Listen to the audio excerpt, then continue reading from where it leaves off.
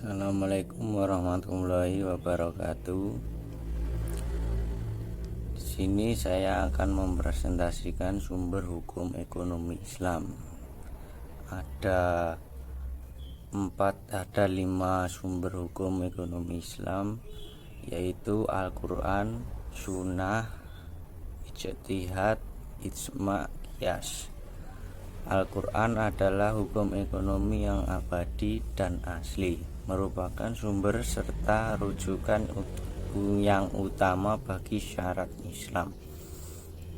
Di dalamnya terdapat kaidah-kaidah yang bersifat global, beserta rincinya. Al-Quran tidak hanya merincikan tentang pentingnya menyusun dan memelihara hubungan erat dengan Tuhan, tetapi juga menjelaskan semua orang yang diperlukan untuk memenuhi kehidupan sosial yang lengkap. Contohnya, Islam melarang adanya riba di dalam jual beli apapun. Firman Allah, Quran surat An-Nisa ayat 80, yang artinya barang siapa mentaah Rasul itu sesungguhnya ia telah mentaati Allah. Yang kedua, sunnah adalah segala sesuatu yang didandarkan kepada Nabi Muhammad SAW, baik berupa ucapan, perbuatan maupun takrirnya. Sunnah merupakan sumber hukum yang kedua setelah Al-Quran. Sunnah berfungsi menjelaskan ayat yang masih mubham, merinci ayat yang mujmal. Sunnah menambah kewajiban-kewajiban syara'. Sunnah membawa hukum yang tidak ada ketentuan nasnya di dalam Al-Quran. Contohnya, firman Allah, Quran surat An-Nisa ayat 59, yang artinya, hai orang-orang yang beriman, taatilah Allah dan taatilah Rasulnya. Dan yang ketiga, ijtihad adalah semua kemampuan dalam segala perbuatan guna mendapatkan hukum syara' dan adil, terperinci dengan cara istinbat. Lapangan ijtihad yaitu masalah-masalah yang diatur hukum secara pasti oleh Al-Quran dan As-Sunnah.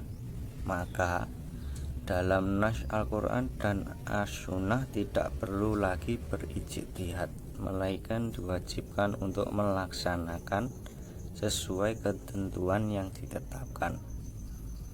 Contoh, firman Allah surat Asy-Syura ayat 32, yang artinya, sedang utusan mereka atau diputuskan dengan musyawarat antara mereka. Yang keempat, Ijma' adalah sumber hukum yang ketiga, yang mana merupakan konsensus baik dari masyarakat maupun cara cendekiawan agama yang tidak terlepas dari Al-Quran. Contohnya, Quran surat An-Nisa ayat 115. Nomor 5, Qiyas.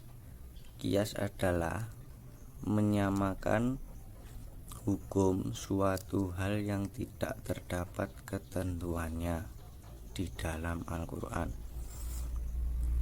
dan As-Sunnah dengan hukum hal lainnya yang terdapat dalam Al-Quran dan As-Sunnah, karena persamaan ilatnya. Dalam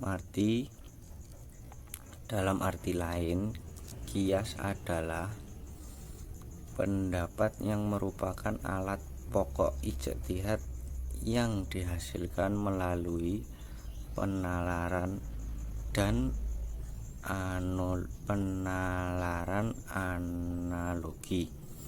Contoh Quran surat An-Nisa ayat 59. Sekian presentasi dari saya, kurang lebihnya mohon maaf. Wassalamualaikum warahmatullahi wabarakatuh.